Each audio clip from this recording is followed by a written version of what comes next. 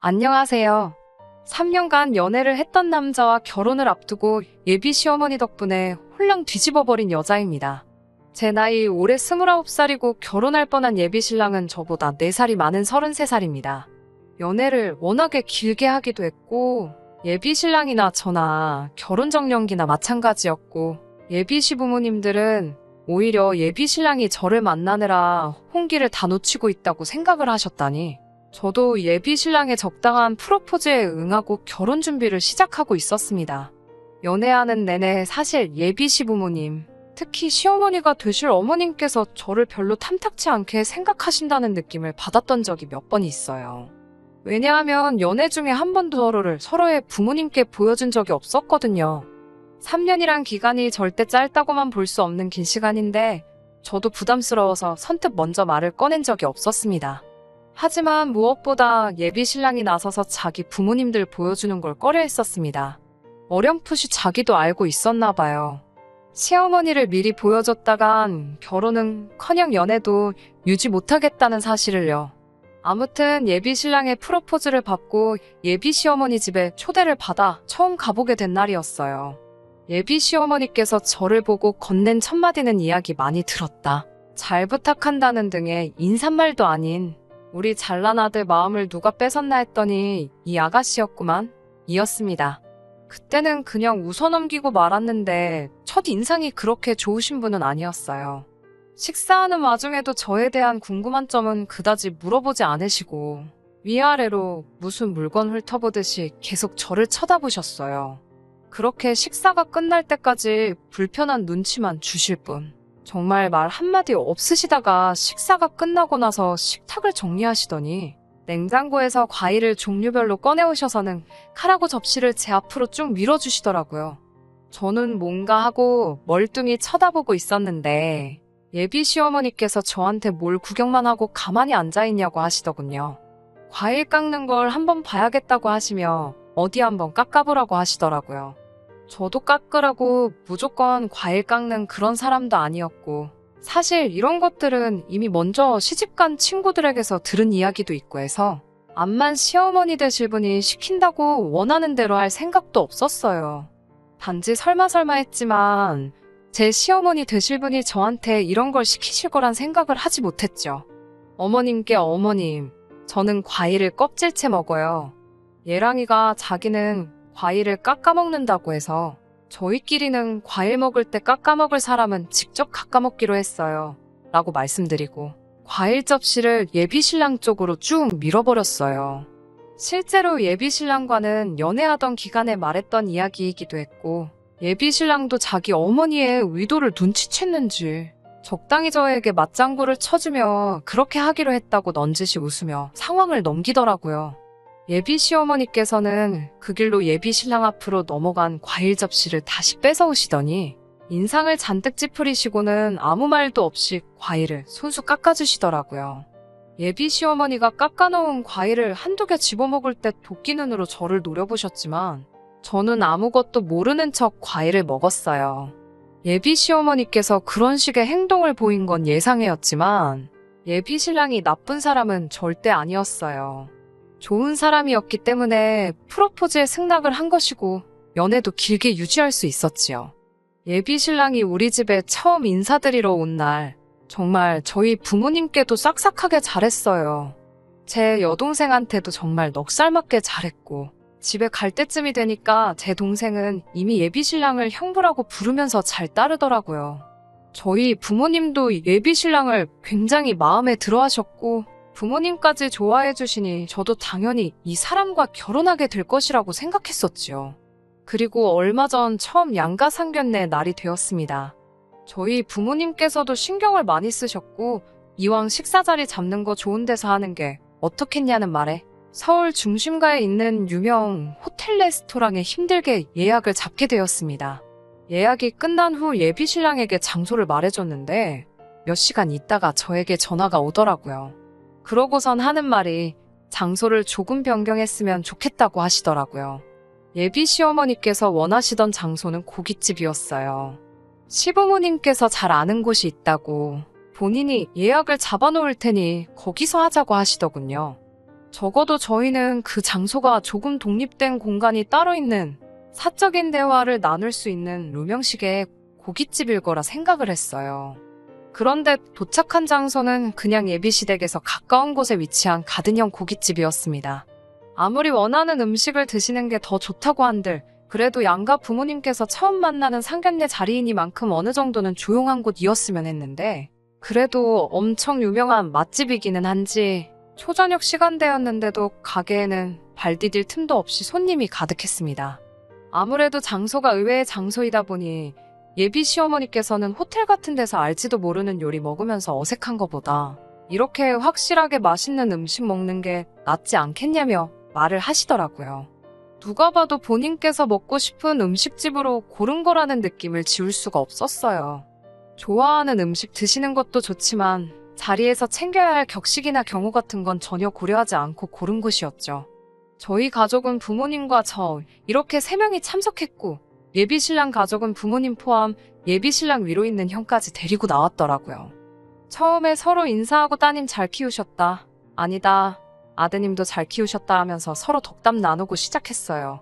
그때까지만 해도 분위기가 좋았는데 예비 시어머니께서 저희 어머니한테 예비 사도는 고기를 참 많이 드셨나 보다.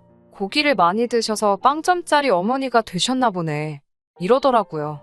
그러면서 괜히 고깃집에 데려온 게 아닌가 몰라 하면서 깔깔 웃더라고요. 무슨 소린가 싶었어요. 방금까지 서로 자식들 잘 키우셨다 나누던 분이 갑자기 저희 어머니한테 빵점 어머니라는 말을 하시다니요. 무슨 소린가 했더니 진짜인지는 모르겠는데 무슨 육류가 산성음식이고 산성음식을 많이 먹으면 나를 낳는다나 어쩐다나 한다고 하더래요. 그래서 저희 아버지가 먹을 고기까지 어머니가 다 뺏어 드셔서 딸만 둘 낳았다 이 말을 하고 싶었나 보더라고요.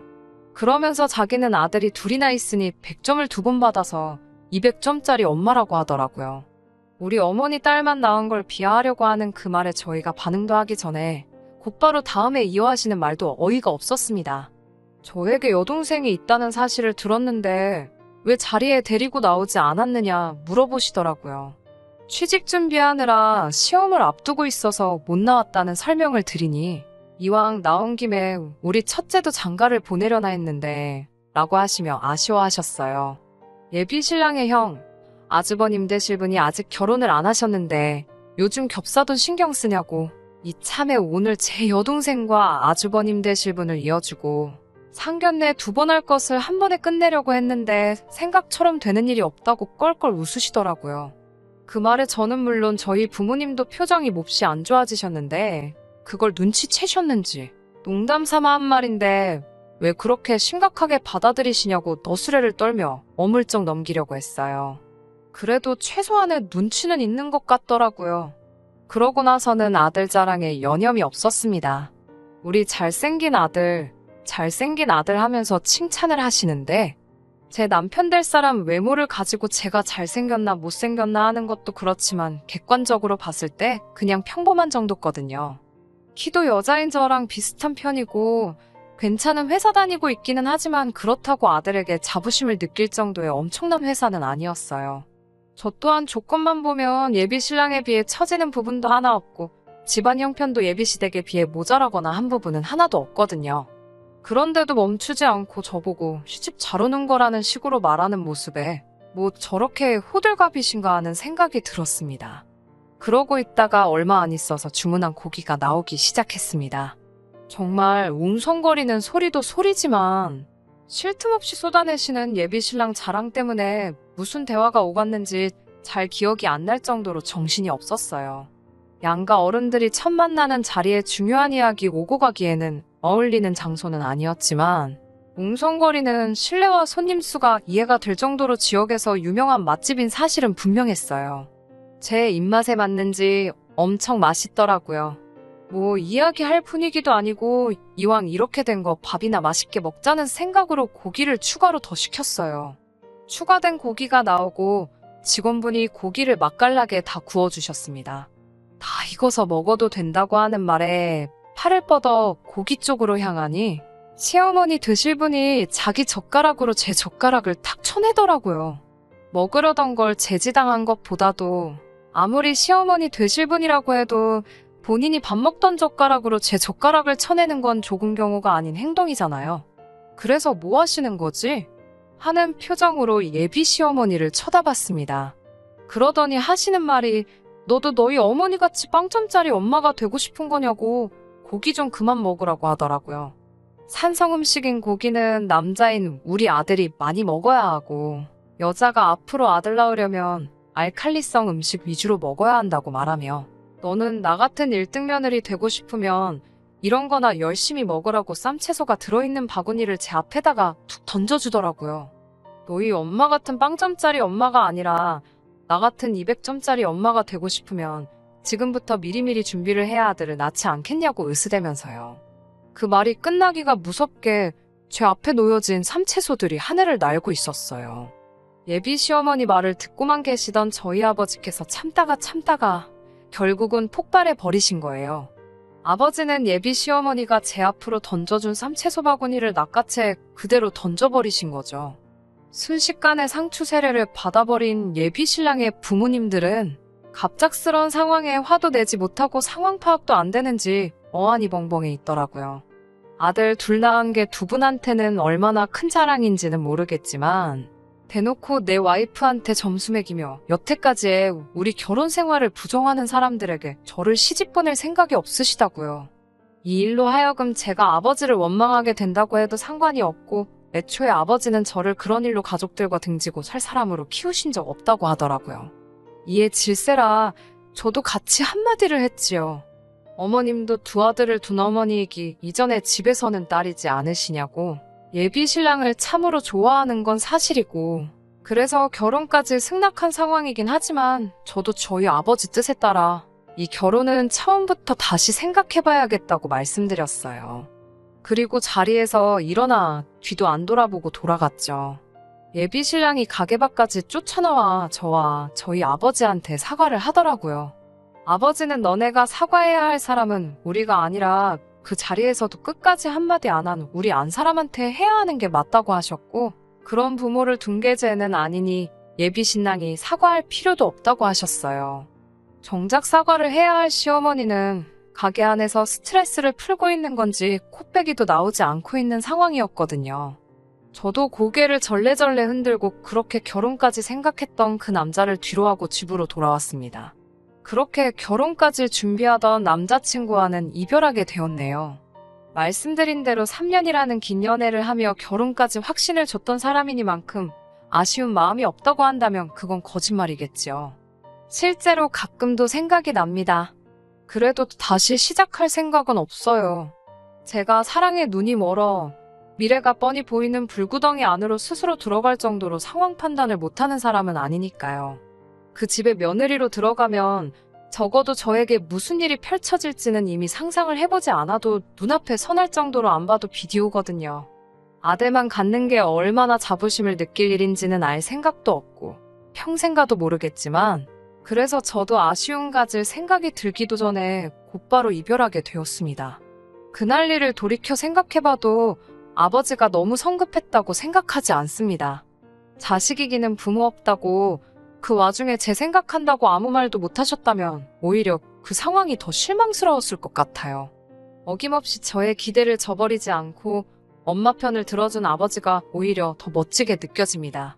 저도 이제 다시 새로운 사람을 만난다면 그 어떤 상황에서도 배우자의 곁을 든든히 지켜주는 아버지 같은 사람하고 만나고 싶네요. 그러면 앞으로 제 앞에 나타날 사람을 기대하며 오늘 사연은 여기서 이만 줄이도록 하겠습니다. 끝까지 들어주셔서 감사합니다. 오늘의 사연은 여기까지입니다.